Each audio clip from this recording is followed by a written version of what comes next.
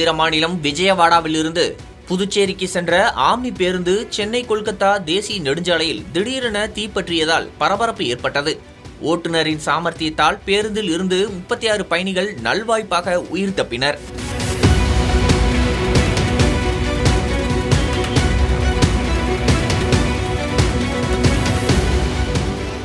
ஆந்திர மாநிலம் விஜயவாடாவில் இருந்து 36 பயணிகளை ஏற்றிக்கொண்டு தனியார் சொகுசு பேருந்து புதுச்சேரிக்கு சென்று கொண்டிருந்த நிலையில் அதிகாலை 6 மணி அளவில் சோழவரம் அருகே சென்னை கொல்கத்தா தேசிய நெடுஞ்சாலையில் சென்றபோது பேருந்தின் முன்புறத்தில் திடீரென தீப்பொறி வந்ததை கண்ட ஓட்டுநர் சுந்தர் உடனடியாக தீயணைப்பானை கொண்டு தீயை அணைக்கும் முயற்சியில் ஈடுபட்டுள்ளார்.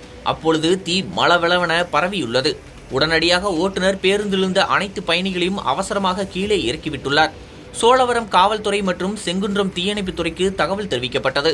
இதனையடுத்து செங்குன்றம் மற்றும் அம்பத்தூர் ஆகிய 2 தீயணைப்பு நிலையங்களில் இருந்து வந்த வீரர்கள் தீயை போராடி கட்டுக்குள் கொண்டு வந்தனர். இந்த தீ விபத்தில் பயணிகள் யாருக்கும் எந்தவிதமான காயமின்றி உயிர் தப்பினர். ஆந்திராவைச் சேர்ந்த ஓட்டுநர் சுந்தர் சாமர்த்தியமாக செயல்பட்டு பயணிகளை உடனடியாக பேருந்தில் இருந்து இறக்கியதால் பெரும் அசம்பாவிதம் தவிர்க்கப்பட்டுள்ளது.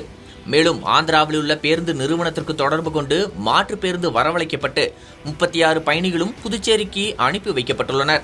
இந்த தீ விபத்தில் பயணிகளின் உடைமைகள் முழுவதும் தீயில் கருகி சேதமானது. இந்த தீ விபத்து குறித்து செங்குன்றம் போக்குவரத்து புலனாய்வு துறையினர் விசாரணை நடத்தி வருகின்றனர்.